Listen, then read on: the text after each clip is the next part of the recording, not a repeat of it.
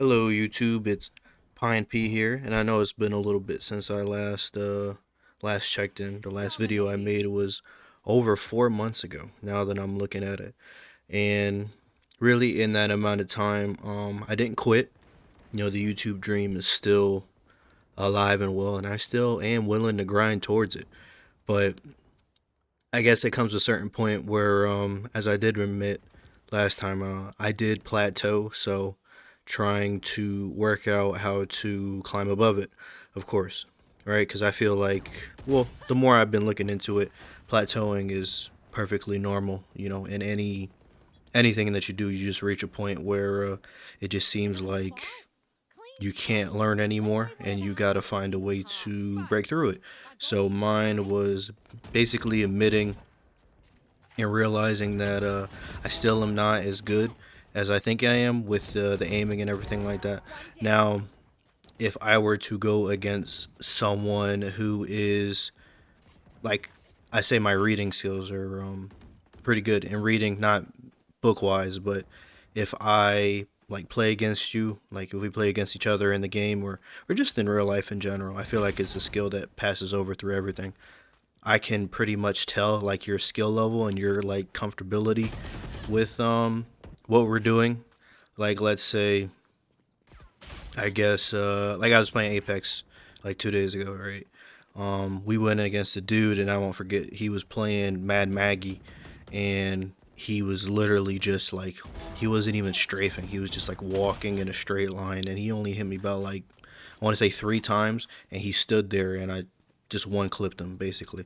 It was a really it was probably the one of the easiest fights that I fought, and it was kind of like, well, you're not strafing, you're not actually hitting me. This is going to be easy. It was kind of like an easy read type thing, and even when I play Valorant, if I go against someone who is or a team that I feel can't get to me or can't do any damage to me, I can kind of read that just off of like the first encounter. Oh, my phone vibrated. I don't know if the microphone picked it up. I swear to God, I put it on mute. But back to what I was saying. So yeah, I can basically just, I guess, pick that apart. Like if you're playing bad, I can, or if you're like low level, I can pretty much tell, right? So when it comes to me facing, I guess people of my skill level or higher, I don't know. I choke a lot. I've been noticing. It is the choking is still there. I've gotten a better mentality than last time. Um, I guess the performance anxiety is crippling. Last time I was in a 1v1 and I was literally like hyperventilating like a couple months ago. So I think that's progress for right now, that I'm able to continue to play and still have that bright outlook. Like, I'm not surrendering even if we're down 10-0. I'm not surrendering. I'm not quitting. I'm gonna keep this going, and I'm gonna take the beating. I'm gonna take the beating like a man. I'm not gonna lay down for anybody.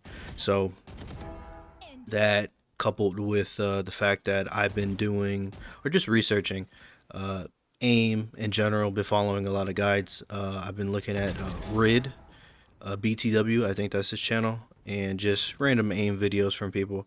And I've been kind of, seeing my flaws. Like I've been doing Pasu on Kovacs, and that's just like completely thrown me for a loop.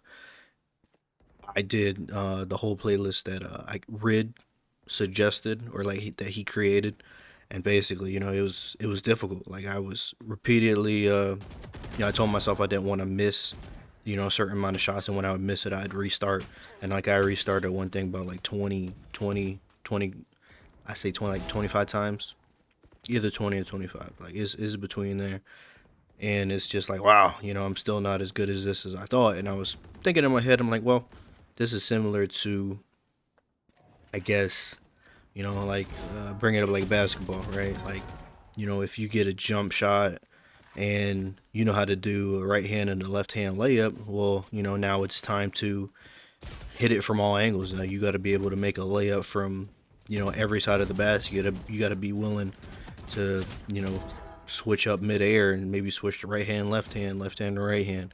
You got to incorporate floaters. You got to, if the jump shot's good, you got to be willing to catch and shoot. You got to be willing to run. set your feet. You got to be willing to pull up anywhere. Basically, it's kind of like that. Just analyzing. Well, you already have the fundamentals. Now it's time to step it up. It's time to incorporate different moves into what you do. Right? Basketball in general. Like imagine doing a crossover into like a pull up or something like that. If it's your first time doing it, it's gonna be a little difficult, but the movement's gonna come with time.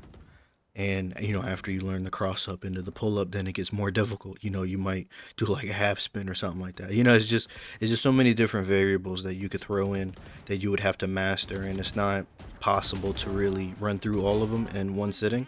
So that's kind of how I feel about aiming. Like you can have just the standard motions of what you're doing, like the swiping, the flicking, and the micro adjustments and all that, and the tracing and smoothing. You can do all that, but then it comes time to tune that in game, like doing different scenarios. So Pasu seems to really be like my demon right now. All those things, like the static aim stuff, it ain't. I don't know. I consider it kind of boring. Pasu is more so like it frustrates me how bad I am at it. So and I noticed after I was doing that and I played another game, my aim, I noticed it picked up just a little bit. So I think that's kind of like my key to breaking through the plateau. Just keep being comfortable with doing Pasu, and then I move on top of that. I've been doing like smoothness tracking and stuff like that.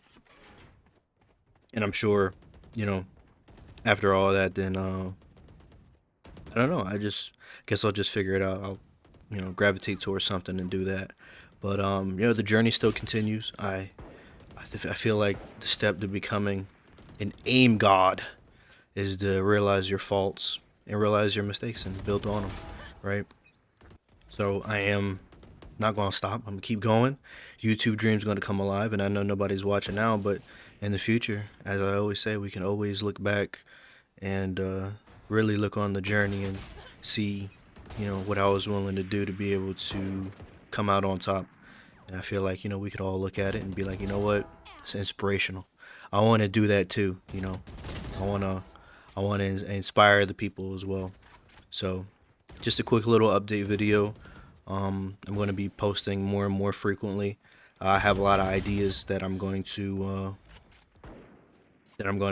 make do on, and I'm gonna really like tackle them. I have a whole phone full of ideas. It's just the fact that I don't know.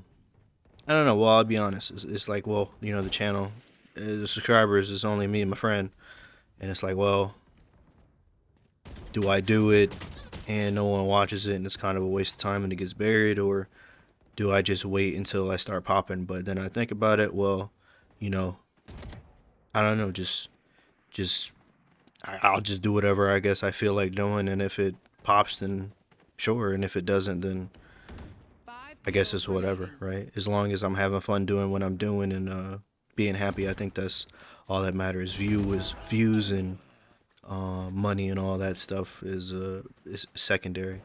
I'll spread my creative talents and be creative just for the sake of it, and not for any monetary gain or any subscriber or view gain.